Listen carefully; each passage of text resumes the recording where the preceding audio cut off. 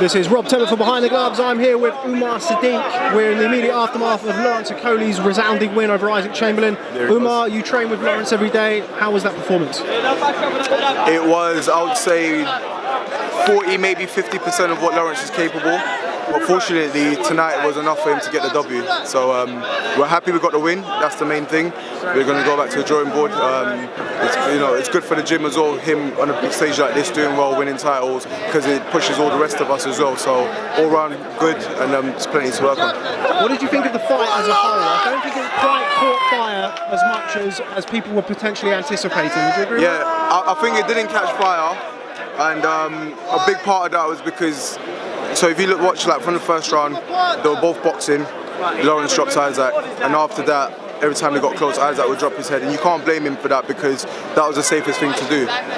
Because if he kept his head up or kept at distance, the few times Lawrence managed to keep at distance, you saw what happened. So yeah, I think Isaac did what he needed to do to stay away to take away Lawrence's biggest strength, and he did that well for most of the fight. And unfortunately, that translated to a fight that didn't quite live up to the hype. But credit to both guys. I'm a purist myself, so there's a lot to read into that.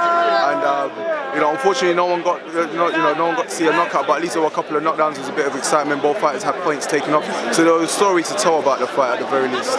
Just want to touch on the points being taken off. General consensus at ringside was that potentially the first point, which was obviously Isaac in the second round, was taken prematurely. I don't think it was. Well, it's a bit of both. So I don't think it was premature because he was holding excessively, but I think it was It was unfair because he wasn't warned harsh. So typically a ref would give hard warnings before they take points off, and I don't recognise seeing that. So I thought that was harsh.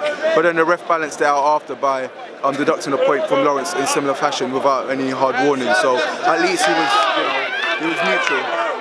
Okay, and just finally, let's touch upon yourself. You're back in the ring in a couple of weeks at York Hall. Got an opponent lined up yet? I believe there's a fella called Adam Jones, 24th of February at the York Hall, Frank Warren Show, BT Sport Box Nation, tune in, the top box is going to be on. Adam Jones is a guy who's had just under 50 fights. He's a journeyman, but he comes to win. He says it himself, he comes to win. He's one of few. He's never been stopped, so I'll be making a statement if I'm the first person to stop him. Not saying I'm going to look for the stoppage, but it'll be really sweet on my resume. Okay, well, Umar Sadiq, thanks very much for speaking to Behind the Gloves. Always a pleasure catching up with you. I look forward to seeing you in action. Thank you very much. Hey, my fans, it's Michelle Joy Phelps, and if you haven't already subscribed to my YouTube channel, make sure you go ahead and do so by clicking right here.